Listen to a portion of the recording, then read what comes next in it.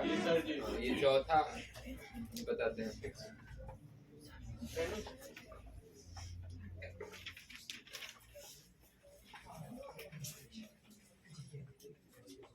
ये हुआ तुम्हारा 2018। ये क्या हो गया? 2018 का सरकारी मॉडल सेट कितना नंबर? 4। टोटल 7 को है। पूरा खोजने पर हमको 2018 में 7 को सरकारी मॉडल टोटल मिला, ठीक है। और उसके बाद 2019, 20, 21, 22, 23 सब में दो गो, ठीक है ना, 2 गो। एगो आर्ट्स वाले का, एगो साइंस कॉमर्स वाले का, इंग्लिश का 2 गो। हाँ, बाकी सब विषय में एक आया होगा। इंग्लिश संस्कृत का 2 गो आया होगा। इसमें जो 1 नंबर क्वेश्चन है ये देखना, लिखा है इसमें आई मेड हिम लाफ। अब मेड है तो जो सब्जेक्ट के बाद होता है उसी का ना दूसरा तीसरा रूप लगता है, इसलिए क्या होगा यहाँ पर मेड होना चाहिए। ये एक ही में है तो ये आंसर। दूसरा है the director is well spoken of. Of होना चाहिए। ऑफ किस में? सी में।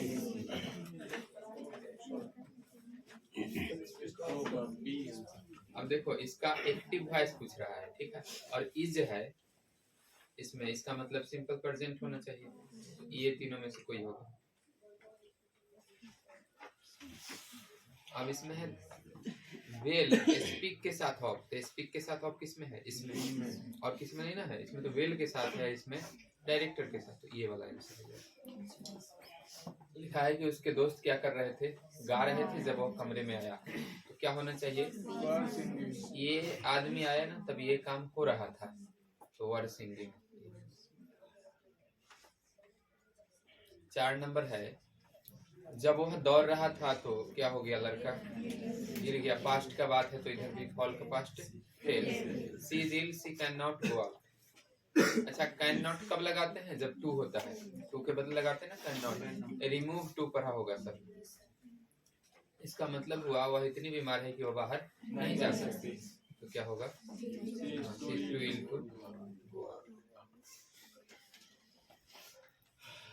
बाकी सब क्यों गलती होगा? गलती इसलिए होगा, यहाँ लिखा है कि she is very ill to go out. इसका मतलब वह बहुत बीमार है, बाहर जाएगी तो ठीक हो जाएगी। टू गो आउट इसका मतलब बाहर जाने के लिए बीमार है। इसका भी मतलब वही हुआ। She is ill to go out, वह बीमार है क्यों? बाहर जाने के लिए। जबकि ऊपर क्या लिखा था कि बाहर नहीं जा सकती है, और नहीं किस में होता है? टी डबल ओ वाले, इसलिए ये आंसर होगा। ये बताए थे कि टीका संदन हो तो क्या करते हैं?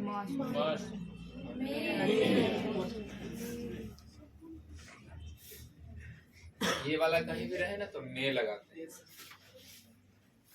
सपोज टू, तो इसमें लिखा है कि उसने चोरी किया है।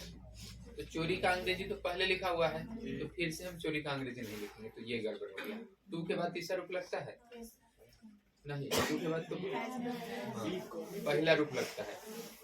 अब टू के बाद पहला रूप इसमें भी है ना, है, और पहला रूप बी भी है। अब दोनों में से क्या होगा? ये वॉइस है कि सिंपल सेंटेंस है? सिंपल सेंटेंस है, तो ये होगा हैव कमिटेड। अगर वॉइस होता तो वॉइस में ना बी लिख के भी थ्री या फिर बीन लिख के भी थ्री लिखते हैं, तो ये वाला आंसर होगा। He said to me, don't waste my time.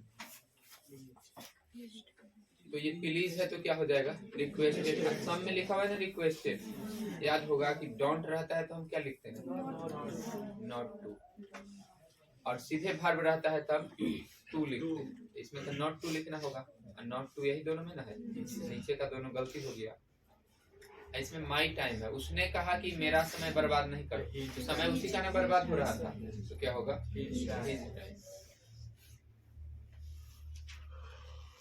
लिखा ही बेग्ड मी। ऊपर डोंट था तो हम नॉट टू लिखे थे, अब नॉट टू है तो क्या लिखे? और ऐसा इसमें है ना, I waited for the postman until he. मैंने डाकिया का इंतजार किया जब तक कि वह नहीं आ गया। तो ये भी पास्ट का होना चाहिए। पास्ट का CAME, ये वाला। इसके बाद नीचे लिखा है He learned English for the last 5 years. इसका मतलब हुआ वह 5 सालों से अंग्रेजी सीख रहा है, पिछले 5 सालों। और जब भी इस तरह का बात होता है तो हम क्या करते हैं, हैज बीन लर्निंग हो जाएगा। नाउ लगा होता है तो इजेमर लगा इज वाचिंग हो जाएगा। व्हेन वाटर फ्रीजेज, जब पानी जमता है तो बर्फ में बदल जाता है। ये लिखवाया हो कि साइंस मैथ का सारा बात किस टेंस में होता है, सिंपल प्रेजेंट। सिंपल प्रेजेंट ये नहीं है तो परफेक्ट है, ये पास्ट है, ये कंटिन्यूअस है तो सिंपल प्रेजेंट डन।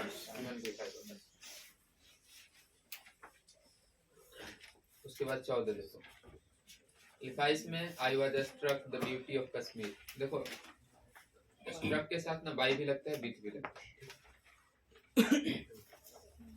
यही एक आध क्वेश्चन के लिए इसको बता रहा हूँ। अब ये बाई भी सही होता है, बीट भी सही होता है।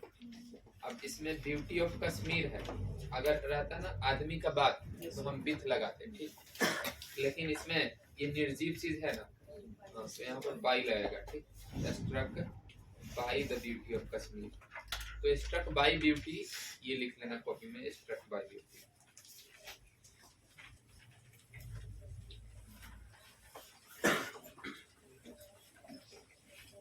ये लिखा है शहर के ऊपर से होकर ना ये गुजरता है क्या, हवाई जहाज। तो क्या होगा, ओवर। ऑन तब लिखते हैं जब सट जाता है। अब शहर के ऊपर हवाई जहाज उड़ेगा तो सबके छत में सट जाएगा ना, इसलिए ये गलती है, ये वाला सही।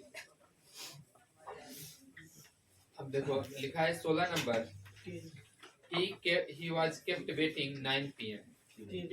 हाँ, इसका हिंदी करने का प्रयास करेंगे समझने का, तो ये होगा कि वह 9 बजे तक इंतजार करता रहा। 9 बजे तक तो क्या होगा, देखो चूज द करेक्ट सेंटेंस। तो कौन वाला इसमें चुनते हैं, he lives myself, he has often seen you। यहाँ पर ना होगा हैज के बाद ऑलवेज, ये सब यहाँ होता है। स्पोकन टू नहीं, टॉक टू, किसी आदमी से बात करने का तो क्या होता है, टॉक टू। ये दोनों गलत। His both dogs are very faithful, ये भी गलती। बोथ ऑफ हिज डॉग्स होगा, उसके दोनों कुत्ते, तो क्या होगा, बोथ ऑफ हिज डॉग्स। जैसे माई बुक लिखते ना, अब मेरा यह किताब, तो माई दिस बुक नहीं लिख सकते, ये गलती हो जाएगी। कहा कि एक नियम है अंग्रेजी में, 2 डिटर्मिनर एक साथ नहीं आते, और इसमें हिज और बोथ दोनों एक साथ आ गया ना, इसलिए गलती। चूज द करेक्ट सेंटेंस, इसमें भी सही चुनना है। मैं हमेशा सच बोलता हूँ, इसका अंग्रेजी सही लग रहा है। बोथ मेन नहीं, बोथ द मेन होता है, ठीक। बोथ द बॉय जैसे बोलते हैं ना, तो ये गलती, ठीक। रिवेंज होता है, ठीक। और नो जब लिखते हैं वह कोई काम नहीं जानता है, तो हाउ टू लगाते हैं ना उसमें। मैं तैरना जानता हूँ, इसका अंग्रेजी क्या होता है। ये याद रखना कि नो आ जाए ना, ये क्वेश्चन आगे के सेट में बहुत सारा हो सकता है, या आगे की परीक्षाओं में भी ऐसे पूछा गया कि नो रहे तो उसके बाद हाउ टू लगना चाहिए, अगर कुछ भी काम का बात हो तो नो हाउ टू ये भी तुम लिखो। और ऊपर वाले में नो हाउ टू नहीं है, इसलिए ये गलती हो गया। तो बचा ये I always speak the truth, तो ये वाला सही होगा।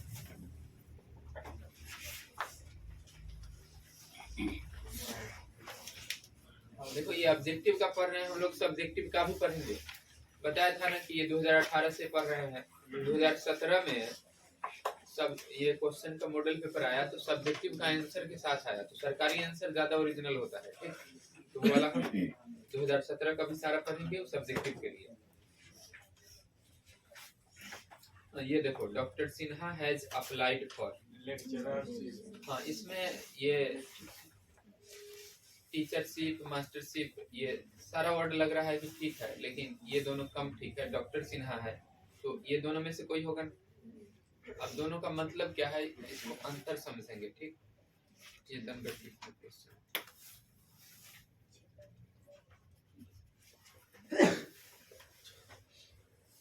देखो ये दिख रहा है ना, लिखा है कि लेक्चरशिप, ये जो है लेक्चररशिप, ये किसका सिनोनिम है, मतलब दोनों पर्यायवाची है। पर्यायवाची का मतलब क्या हुआ, समान अर्थ वाला है। अब बताओ समान अर्थ वाला ऑप्शन तो नहीं देना चाहिए, तो ये तनका 12th के लेवल से ये थोड़ा हार्ड क्वेश्चन हो गया। अब लेक्चरशिप मतलब होता है पोजीशन एज अ लेक्चरर, मतलब लेक्चरर का पद, लेक्चरर प्रोफेसर जैसा होता ना ये कॉलेज सब में, उसको बोलते हैं लेक्चरर। और लेक्चररशिप मतलब क्या होता है? द रैंक और पोजीशन ऑफ, दोनों तो एक ही बात हो गया ना, तो दोनों बराबर सही लग रहा है, तो हम चुनेंगे किसको ज्यादा? लेक्चरशिप। उन्होंने अप्लाई किया है। अगर दोनों ऑप्शन में से कोई भी एक रहता ना तो किसी को भी चुनते एकदम सही होता, ठीक, क्योंकि लिखा है इसमें भी, देखो पोजीशन ऑफ लेक्चरर इधर भी लिखा ना, और इधर भी क्या लिखा? Position as a lecturer.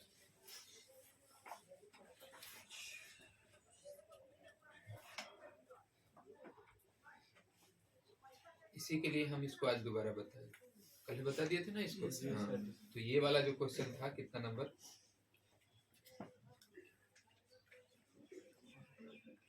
हाँ 19 नंबर। इसमें दोनों बराबर सही लगता है, तो इसमें लेक्चरर है और इसमें लेक्चरर है, दोनों में से कोई चुनो, कोई दिक्कत नहीं है, ठीक। This ship dash in the ocean, तो जहाज के डूबने का बात हो तो ड्राउंड नहीं लिखते, सैंक लिखते हैं, ये हो गया। The river Jamuna has its bank, overflow का तीसरा रूप लिखना है, ठीक। ओवरफ्लो का तीसरा रूप क्या होता है? देखो भी हो सकता है और ओवरफ्लो दोनों हो सकता है ना, और तुम्हारे ये ऑप्शन में दोनों दिया हुआ है, तो हम किसको चुनेंगे? ओवरफ्लोड को, या यूएस प्रिस्क्राइब्ड ओवरफ्लो लिखा हुआ है। तो जनरल किताबों में जो वर्ब फॉर्म का किताब होता है उसमें ये बात नहीं लिखा है कि कौन अमेरिकन इंग्लिश है कौन ब्रिटिश इंग्लिश है, दोनों बराबर लिख दिया है कि दोनों में से कोई भी हो सकता है। तो इसको खोजा गया तब पता चला कि ये वाला ब्रिटिश इंग्लिश है और ये वाला यूएस मतलब अमेरिका होता है, तो कौन वाला सही होगा? British English. इसलिए क्या लिखेंगे? समझा? ये थोड़ा भारी क्वेश्चन है।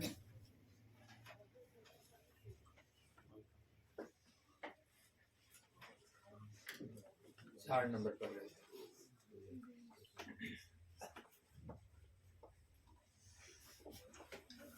तो ये हो गया 21 नंबर, समझ गया? ओवरफ्लोड ये वाला हो जाएगा। We at 5 in the morning, हम लोग 5 बजे सुबह जगते हैं। अब जगना का अंग्रेजी क्या होगा? राइज। माई सन वॉक्स फास्टर देन, मेरा बेटा मुझसे तेज दौड़ता है। आई होगा, देन के बाद हमेशा आई लिखते हैं, मी नहीं लिखते।